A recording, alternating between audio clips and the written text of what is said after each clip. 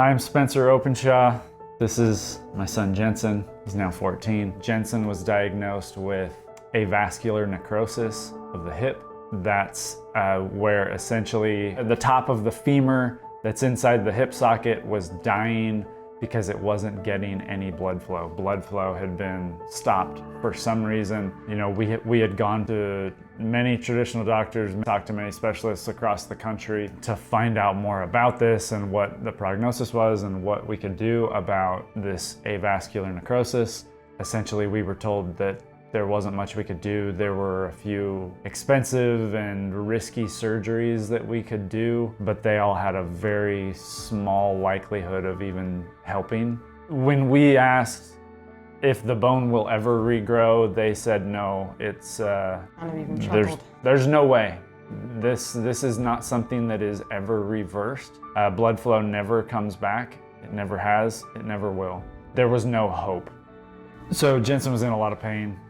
He couldn't do a lot of things. He had a really bad limp and it was just getting progressively worse and worse. So, you know, every visit we would get x-rays and we're getting MRIs and things, and you could see the bone caving in, and there was supposedly no way to figure out why there was no blood flow. There was no way to restore blood flow so that the bone could regrow and heal itself. And those are the answers we were getting from traditional doctors across the country. There was basically no answer. We just had to sit and wait for as long until I was 18, just kind of hoping that I would just get older and do a hip replacement. Yeah, before the injury, he was playing sports nonstop, you know, year round. I did 4 sports. I did basketball, baseball, football, and soccer. So when we first came to manual therapy, the difference is what we were getting from traditional medicine, you know, from traditional doctors, was just treating the effect of, you know, Jensen's hip problem, not trying to find a solution to the problem. Like, hey, where is this coming from? So from day one in manual therapy, we were figuring out where the blood flow comes from, how it works with muscles and tissues and bones, and how everything in the body and nerves and everything works together to solve the problem. The first minute in manual therapy, we were able to see that there were other things going on. Jensen was totally misaligned. Like all the bones were just messed up. Like the hip was rotated, my leg couldn't even like move out any bit. I mean, it was literally just stuck like this, and that was all. In x-rays and in MRIs and just with the traditional medical system, nobody really looked at that or saw that or cared to really get into that. If things are misaligned, then yeah, there can be problems and there can be things pinched off, or, you know, blood flow not happening how it should. Muscles and tissues not working together like it should in the normal body. You start working on it, what happens? I just go out and I just walk, and then it's just like a miracle. I feel so light. It just fixed it, and then just kept coming, and every time it would just get better and better. I remember the very first visit, he was walking, I mean, visibly walking differently, and I said, "How do you feel?" And he's like, "I feel amazing. Like I didn't know that I could feel this good." And that was after one visit.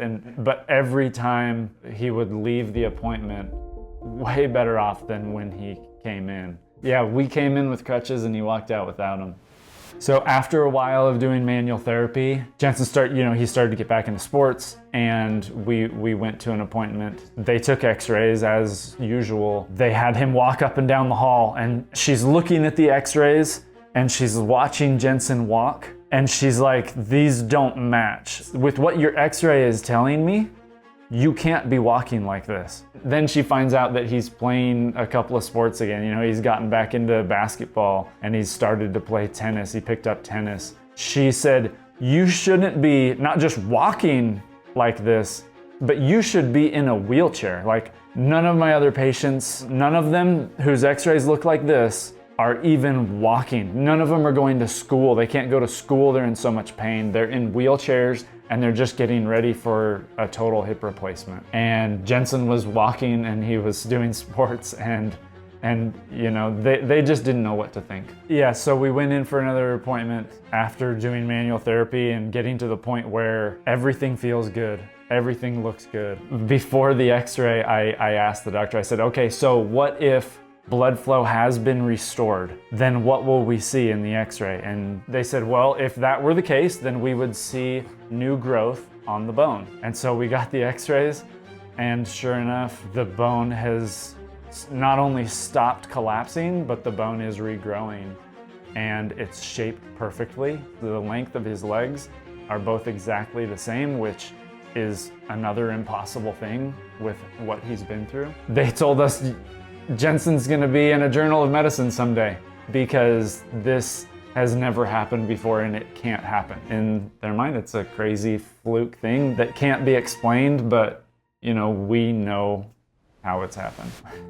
We're true believers in manual therapy and the power of manual therapy because we've seen it, what Jensen has been through and what manual therapy has done for Jensen. We couldn't have ever imagined it. It seems like a new lease on life.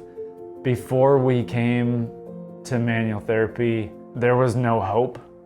We were just resigned to the fact that Jensen is gonna have to have a hard life. He's gonna have to have a hip replacement as a teenager, and he's gonna have to have a few more in his life, and he's just gonna be in pain for most of his life. And he is better, he's walking around, he's doing sports, he's living the normal life of a 14-year-old kid.